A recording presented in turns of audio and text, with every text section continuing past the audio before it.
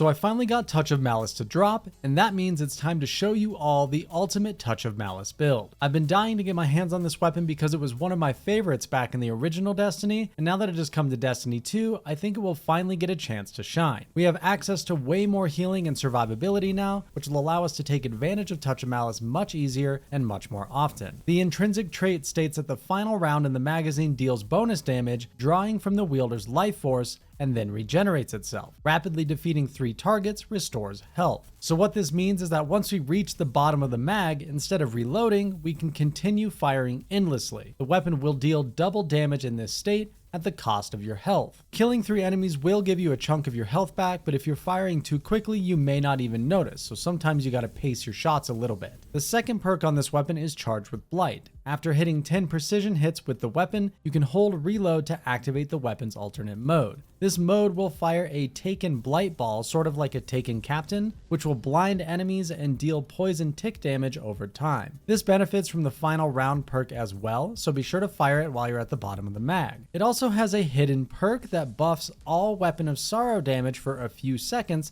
after a direct hit with the Blight. This is an additional 50% damage increase on top of that final round bonus. There is also a catalyst that gives the weapon rapid hit, which will increase reload speed and stability as you land precision hits. Now that we understand how Touch of Malice works, we can start to put our build together. We're aiming for as much healing as possible so that we can withstand the self-damage we inflict from Touch of Malice. Naturally, this led me to Solar Warlock. Right off the bat, we have our Well of Radiance, which is basically free max damage for Touch of Malice for 30 seconds. The well itself is also providing an additional 25% damage buff on top of everything else for even more damage from Touch of Malice. We'll also take Healing Rift. This accomplishes the same goal as our well, just without the bonus damage and for a shorter duration. You can drop this down at any time, stand inside and unload without worrying about dying to Malice. We then take Celestial Fire, which we will pair with Ember of Torches to grant us Radiant whenever we use our melee. This is another 25% damage buff that we can keep in our pocket. It's super easy to drop a Healing Rift, fire off Celestial Fire, and have a discount Well of Radiance for a short duration. We of course will take Healing Grenade as well. This will be paired with the Touch of Flame aspect,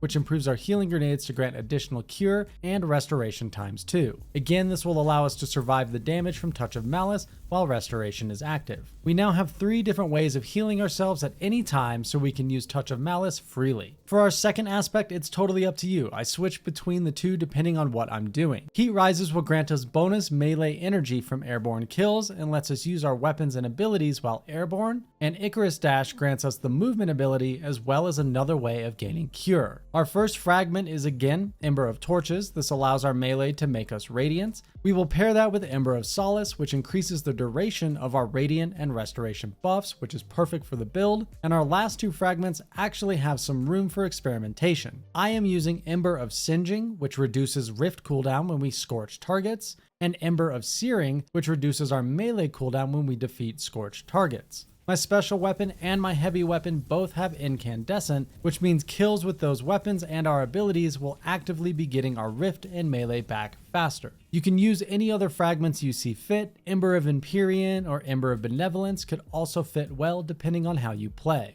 For our mods, there are a few seasonal mods that can push this build further. This season we have Sundering Glare, which applies a 20% debuff to targets when hitting multiple precision hits from 40 meters or more. This is perfect for Touch of Malice and will allow us to debuff targets for ourselves and our team. This does not stack with Tether or Divinity or anything, so keep that in mind if your team is running one of those. We can also take Inferno Whip, which makes our solar melee unstoppable, which is very helpful for dealing with unstoppable champions. I mentioned using incandescent weapons in both my special and heavy slot. We can pair the Without Remorse shotgun with Unstoppable if needed, and we have the fixed odds machine gun in our heavy that we can pair with Overload machine gun if needed. We are able to cover every champion type with this build. You can swap these weapons around and use whatever you like or need. These are just a fun way to lean into the solar synergy of the build this season. For the rest of our mods, we will take Melee Wellmaker and Bountiful Wells. This will allow our melee to generate 2 solar elemental wells whenever we defeat targets with Celestial Fire.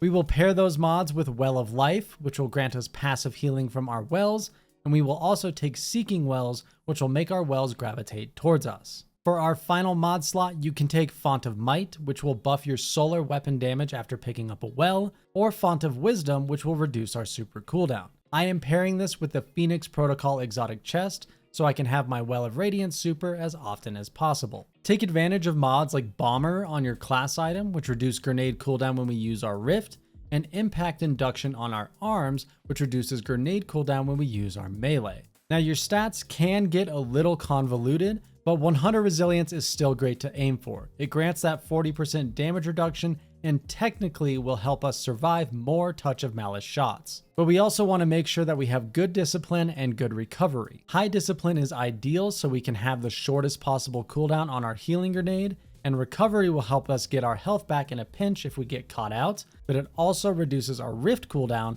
which we want to be able to take advantage of as much as possible. Try to find a good balance between the three. This build is a ton of fun for all my Guardians who want to use their brand new shiny Touch of Malice, but it's also surprisingly strong and has a lot of potential in higher tier content. Definitely take this for a spin when you get your hands on Touch of Malice, and may RNG be forever in your favor if it hasn't dropped for you yet. But that's going to do it for the build, guys. If you enjoyed the video, a like and subscription is greatly appreciated, and I will see you in the next one.